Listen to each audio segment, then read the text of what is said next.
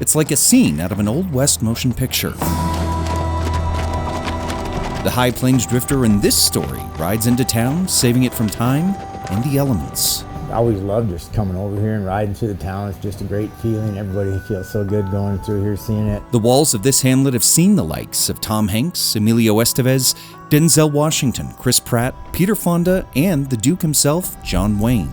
That's when school really begins. Lots of great actors have been here. Johnny Cash has shot here, and Kirk Douglas, and it's been pretty iconic.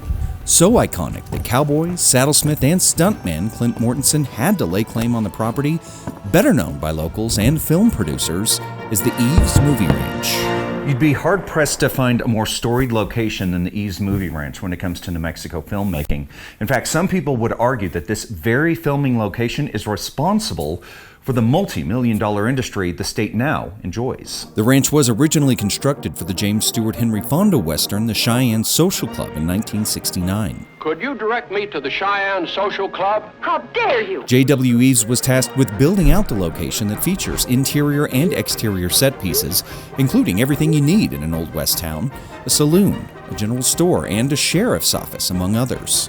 And since that film's release in 1970, Eaves has served as the set for such films as The Cowboys, Every Which Way But Loose, Young Guns 2, Easy Rider, Magnificent Seven, Buster Scruggs, The Staircase. Now, besides the whiskey, I think will require a little respect. You get the picture. After J.W.'s passing in 2001, the property was inherited by his son, Craig. However, a diversity of projects in the younger Eaves' life made upkeep on the movie ranch tough. Seeing an opportunity to live out a childhood dream and restore the legendary set, Mortenson offered to purchase the property last year, taking ownership just 6 months ago. I started out just never thought I'd ever work in movies at all. Coming from South Dakota, and I guess I lived in Paris, France. I was working in a Wild West show over there for Euro Disney in Paris, France. I was a performer at Buffalo Bill's Wild West show, and then I moved back here and never expected to work in movies. Clint first worked as a livestock wrangler on 310 to Yuma. The filmmaking bug sunk its teeth into him, taking on various jobs with horses, building custom saddles and props, and ultimately landing in front of the camera as an actor and stunt double for Taylor Lautner on the Netflix comedy The Ridiculous Six. Sometimes I'll be working on a movie and they go, we need these certain spurs or this hat band, we need something to match this, and I go home and make that at night and bring it and work on the movie the next day. But movies aren't the only thing Mortenson hopes to bring to the ranch.